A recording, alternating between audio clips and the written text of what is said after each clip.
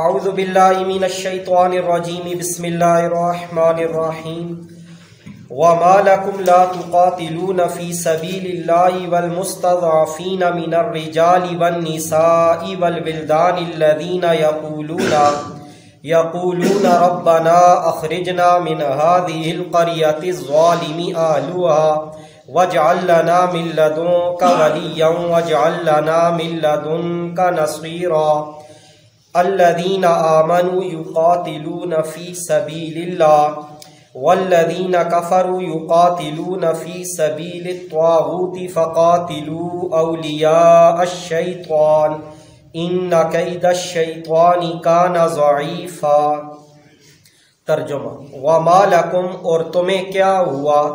لا تقاتلون، تم جنگ نہیں کرتے، فی سبیل اللہ، اللہ کی راہ میں، والمستضعفین، حالانکہ کمزور لوگ، من الرجالی، مردوں میں سے، والنسائی، اور عورتوں میں سے، والولدانی، اور بچوں میں سے، الذین یقولون، جو کہتے ہیں، ربنا، اے ہمارے رب،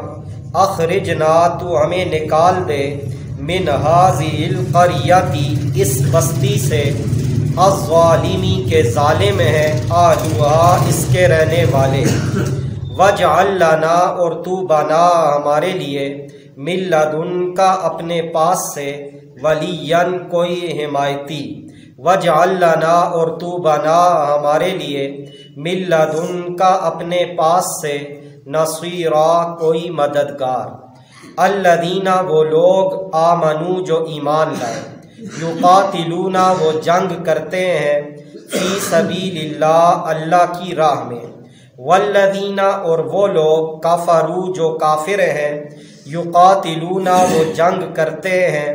فی سبیل الطاغوت، شیطان کی راہ میں، فقاتلوا، پس تم لڑائی کرو، اولیاء الشیطان، شیطان کے دوستوں سے،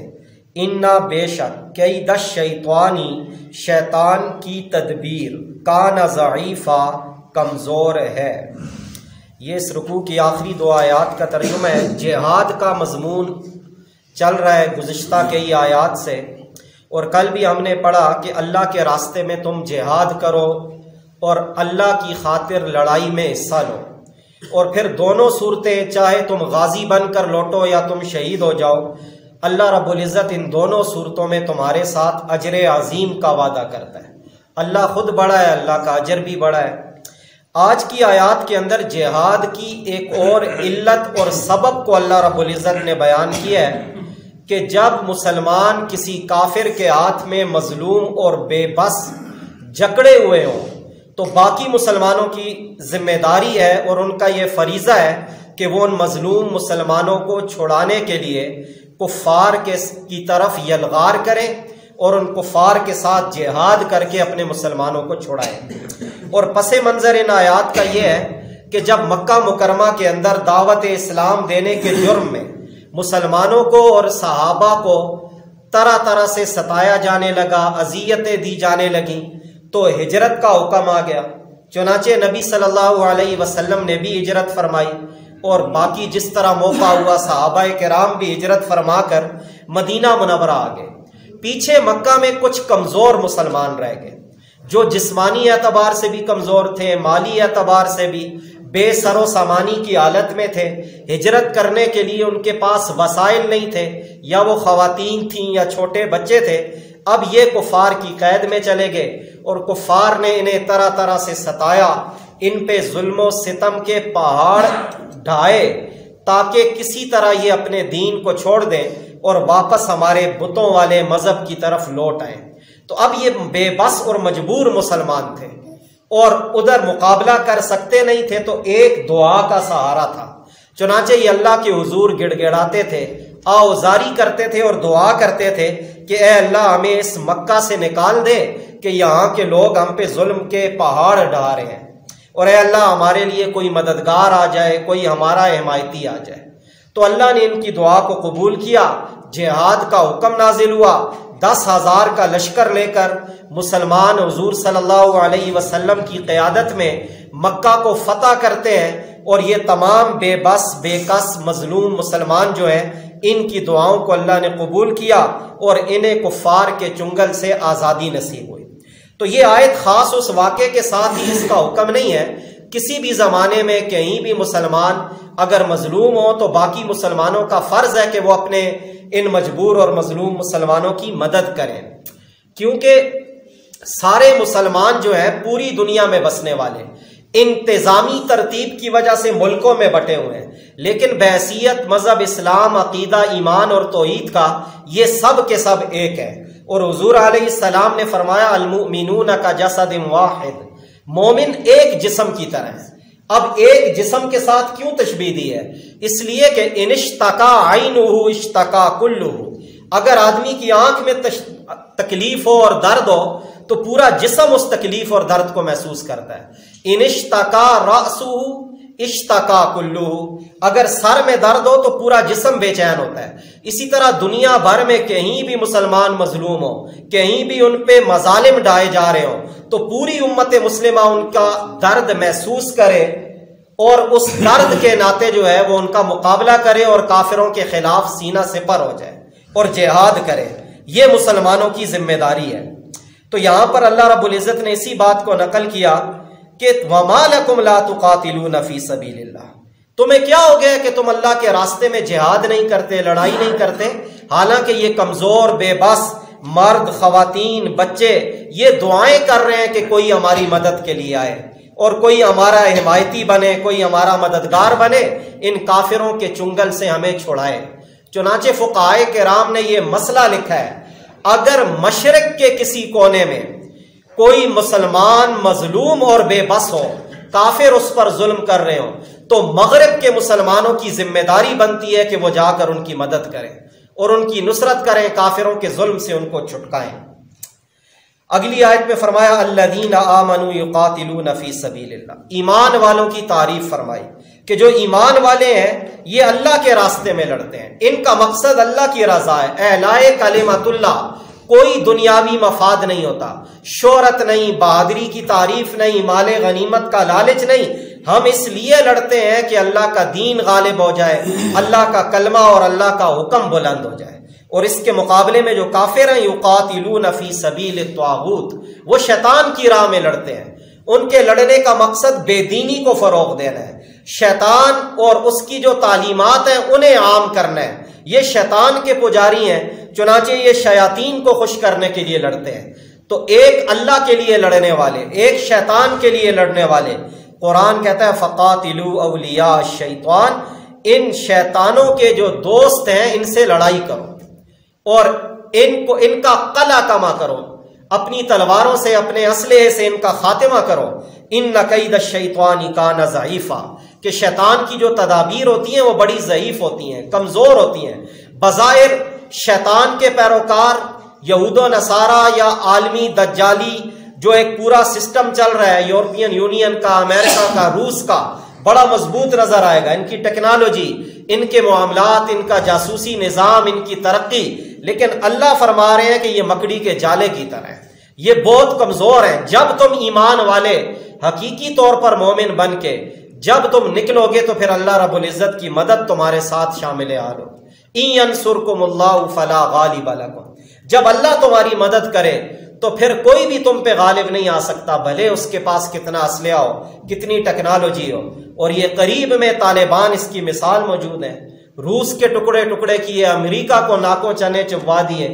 شرط یہ ہے کہ مسلمان ایمان والا ہو اور مسلمان 100% اللہ پہ یقین رکھنے والا ہو، تو پھر یہ قرآن کا اعلان ہے کہ ان کید الشیطان کان ضعیفا، شیطان کی تدابیر، اس کا نیٹ ورک جو ہے یہ نہایت ضعیف، کمزور اور بودا ہوتا ہے۔ تو ان دونوں آیات کے اندر یہی بیان کیا کہ جب کہیں مسلمان مظلومیت کا شکار ہوں، بے بس ہوں، تو باقی مسلمانوں کا فرض بنتا ہے کہ وہ ان کی مدد کریں، اور مسلمان جب لڑیں گے تو اللہ کی رضا کے لیے اور اعلاء کلمۃ اللہ کے لیے لڑیں گے۔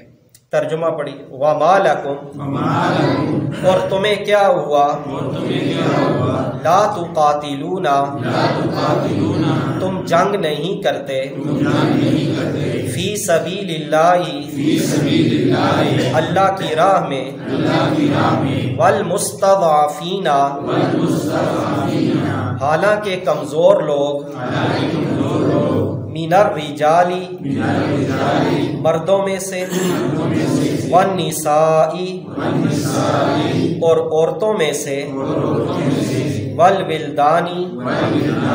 اور بچوں میں سے الذین وہ یقولون جو کہتے ہیں ربنا اے ہمارے رب اخرجنا تو ہمیں نکال دے من هذه القریۃ اس بستی سے الظالمی کے ظالم ہیں اہلھا اس کے رہنے والے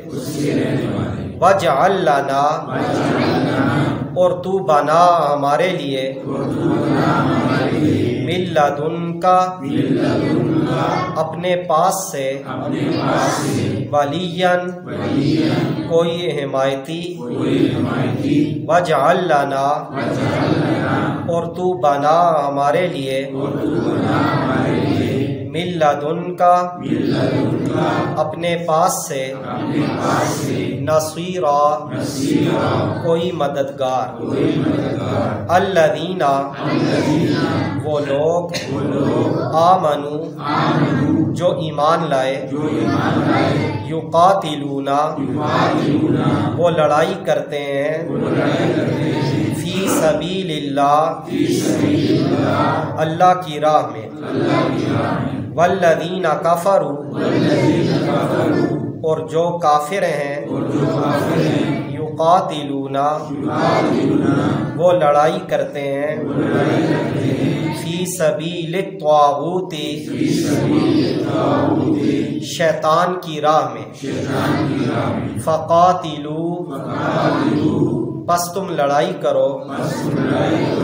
اولیاء الشیطان شیطان کے دوستوں سے انا بے شک کید الشیطانی شیطان کی تدبیر کان ضعیفا کمزور ہے۔ یہ جو اس آیت میں یہ جو دعا شروع ہو رہی ہے ربنا اخرجنا من هذه القریۃ، علماء نے لکھا ہے کہ یہ بہت بہترین اور پر اثر دعا ہے۔ جو آدمی کسی بھی حوالے سے ظلم کا شکار ہو، کسی ظالم کے شکنجے میں پھنسا ہوا ہو، تو علماء نے اس آیت کی تفسیر میں لکھا ہے کہ وہ اس دعا کو روزانہ 300 بار پڑھے تو اللہ ہر ظالم کے ظلم سے اس کو محفوظ فرمائیں گے۔ یہ ادھر سے ربنا اخرجنا سے لے کر نصیرا تک آیت نمبر 75۔ آمین اللہم انت السلام و منک السلام تبارک ربنا و تعالیت یا ذا الجلال والاکرام۔ اے اللہ ہم سب کے گناہوں کو معاف فرما، ہم سب کے حال پہ رحم فرما، خطاؤں سے درگزر فرما۔ اے اللہ ہمیں ہر طرح کے ظالم کے ظلم سے محفوظ فرما۔ اے اللہ جہاد فی سبیل اللہ کا شوق نصیب فرما۔ اعلاء کلمت اللہ کے لیے ہمیں استعمال ہونے کی سعادت عطا فرما۔ ان آیات کو ہماری جانب سے اپنی بارگاہ میں قبول فرما۔ ان کی برکت سے ہمارے بیماروں کو شفا عطا فرما۔ ان آیات کی برکت سے ہم سب کی مشکلات آسان فرما۔ اللہ یہ جتنے بھائی بزرگ بیٹھے ہیں ان کے دلوں میں جو جائز خواہشات ہیں انہیں پورا فرما۔ ان آیات کے ایک ایک حرف کا ثواب ہمارے فوت ہو جانے والے عزیزوں، رشتہ داروں، والدین، اساتذہ اور ساری امت مسلمہ کے مرحومین کو پہنچا۔ اس کے توفیق ان کی قبروں کو نور سے منور فرما۔ اے اللہ ان آیات کو ہم سب کے لیے ذخیرہ آخرت وسیلہ نجات بنا دے۔